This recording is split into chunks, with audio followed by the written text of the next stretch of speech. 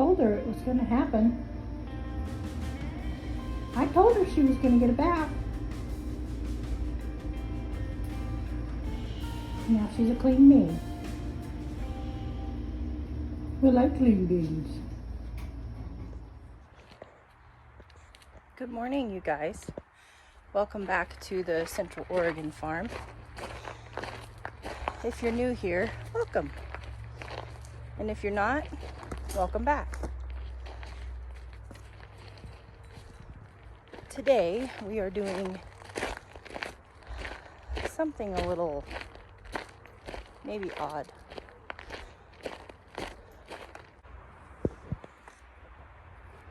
But the fall garden is extremely important, and a lot of us don't remember to plant it. And I just want to be completely transparent and say that here on my Central Oregon farm, we could have a frost at any time. We're technically zone 3. So a lot of these things that I'm planting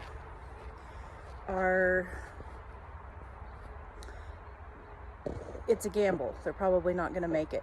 I gamble a lot in this garden, and I lose a lot, but things like, okay, I've got a box of potatoes here. So it's way too late to plant potatoes. However, they're just gonna rot and go to the landfill if I don't put them in the ground. And my little volunteer potato from last year gave me hope that, well, maybe if I put these in the ground and they grow enough to produce little tiny potatoes and then die off, maybe next year they'll grow potatoes. So I don't want you to get the idea of that everything that I'm planting today, it's time to put it in. It always depends on where you're at. In my growing zone, last year we had a frost August 11th. The year before that we had a frost August 7th. So technically we would be past our frost date. But we did not get those frosts, and in the move and everything, my gardens have remained mostly empty. And I just thought this morning, you know what? I'm just gonna put some things in the ground. I'm tired of pulling weeds, and the garden likes to be covered. So why not cover her with, lettuce and beets and radishes and, things that can grow. And even if they get to their baby size, at least I'm looking at beautiful specimens of vegetables and I'm not pulling weeds all the time. So that's what I'm gonna do. I have seeds in my pocket, and it always gives you a sense of like, you're a real gardener if you have seeds in your pocket. But what I have is, I have some collards, and collards do take a while to grow, but you can eat the baby leaves as salad greens. That's my plan. I don't plan on harvesting these in 70 days, which is when they reach maturity, because we'll probably be covered in snow by then. And then I also have some pak choi. Now pak choi is a really, really good crop because for fall garden, because it only takes 30 days before it reaches maturity. And I have, from what I can guess for looking at the monthly weather, I have 35 to 45 days before I frost. Now that could change. We could frost next week. But these being frost hardy, can withstand a light frost. I have high hopes. Again, it's a huge gamble, but I feel like it's summer, and having 2 properties, one of them being in an extremely long growing season and it still being, super hot in Arkansas, I'm itching to plant something. So I'm just going to start filling empty spots with things and hope for the best. So come along with me.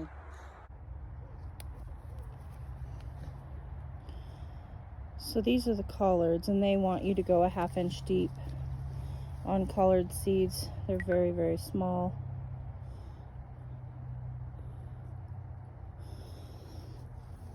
But because I'm going to, so 1/2 inch deep, and then they want you to go 2 to 3 feet spacing. But because I'm going to eat these as baby greens, I have no intention of them getting bigger. I'm going to go ahead and sow them much, much thicker.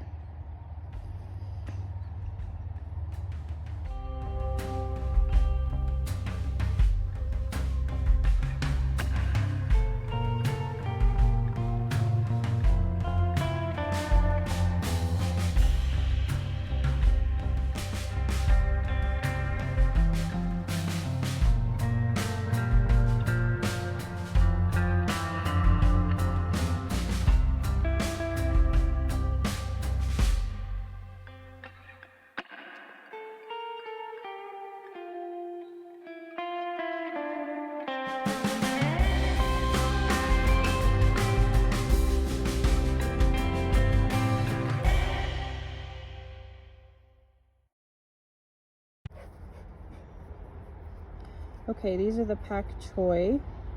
So they are toy choy, so little bok choys. I'm going to put them in this bed here next to the thyme. And now the collards, which I'll just make me a line there. The collards are on that side. I'm going to put the pak choy on this side. 1/4 inch depth, 30 days to harvest. So these could reach full maturity. And it says 20 inches to 18 inches apart.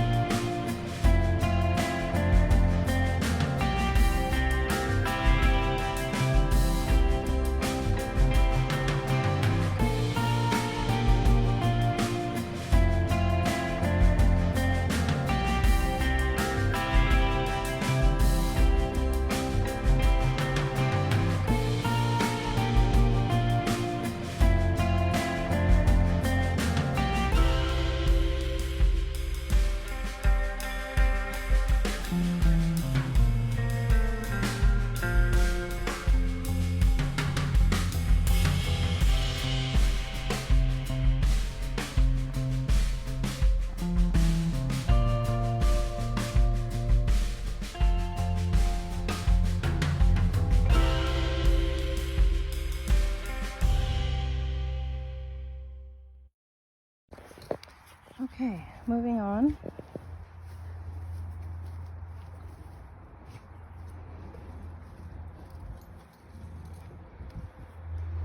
To the box of potatoes. And this has been bugging me for months that I have these potatoes. I've, seed potatoes that we bought. I have my potatoes from last year that we didn't eat that are sprouting. At least I hope they're still sprouting. They might be gone. I haven't opened this box. I mean, hashtag moving, right? So I'm just gonna throw them in the ground and hope for the best.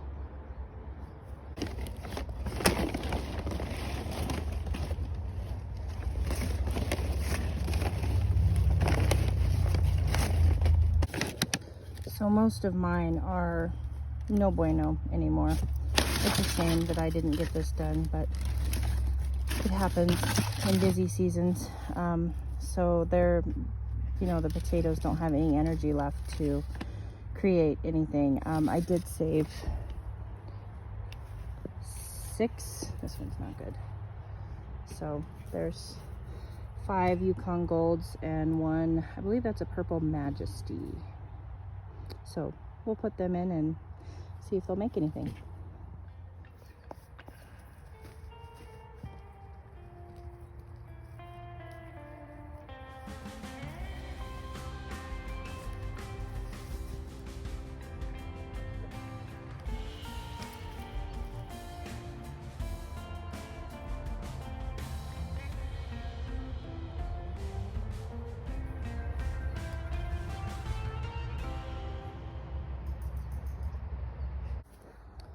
Okay, there it is.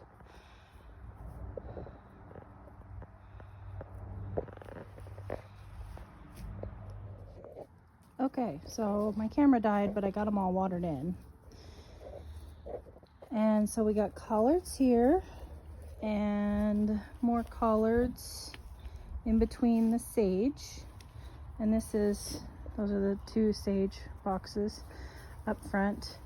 And then all down here we have the pak choi, and then I went ahead and I did plant some Sweet Williams and some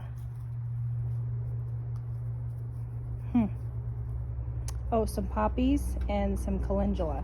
So I've got all of these boxes now are full. I popped in some poppies in the strawberry bed, and then of course we have a entire,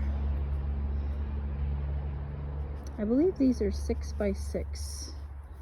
6x6 raised bed of potatoes. And again, you know, potatoes they'll sprout, but we won't get a harvest off of them this year. My hope is that they'll sprout and they'll grow enough underground that when they die off this winter, that they'll last through the winter and then resprout again in the spring. That's my hope.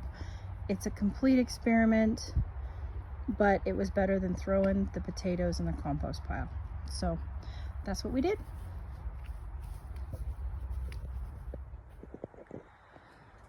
And that is the other thing about sowing, you know, fall crops, or really any crops. If you give them the space that they ask for, they will grow beautifully to, you know, full size. But if you want to just harvest them as babies, you can plant them closer and then harvest them as baby greens. And you can do that with cabbages, collards, Swiss chard, lettuces, even beets. If you plan on just having beet greens, you can do that. You know, your beet heads won't get very big, but you can always eat the beet greens. So in the fall garden, because I'm gambling anyway, I kind of push the limits and just try to get the garden filled up so that I can harvest whatever I can get before the frost comes. So don't be limited to the seed packets. It's your garden. Do what you want. Sow the seeds wherever you want, however you want, and learn from your own experiences in your own gardens. All of our gardens are different, and all of them have different climates and different soils and different gardeners. So don't be shy. Gamble and do what you want. Don't feel like you have to do exactly what somebody tells you to do or exactly what is on the back of the seed packet. Know that those are ideal situations on the back of the seed packet, not that's exactly what you have to do or you're going to fail. No, you're probably going to grow food. It's the same thing as with the potatoes that I'm going to put in the ground. I'm probably not going to grow potatoes this year. In fact, I know I'm not going to. But if I throw them away, they're just going to go to the, you know, the compost and not do anything. But if I plant them now, maybe I'll get volunteer tomatoes or potatoes next year. So free your spirit and gamble a little. Thank you guys for coming along with me in the garden this morning. Little before work gardening.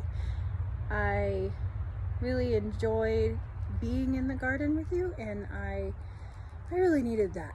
You know, it was just kind of time to put some seeds in the garden. So don't forget to gamble, and if you want to put seeds in the garden, put them in the garden. If you don't know how a plant grows and you just want to see how it grows and not expect a harvest, plant some seeds. They're cheap. You know, don't limit yourself as a gardener. If you're new and you're curious, then plant some seeds. You know, plant all the things and that you want to, and just enjoy being in the garden. I hope that you guys have a wonderful rest of your day. I am headed off to my day job, and I will see you in the next one. Yours truly.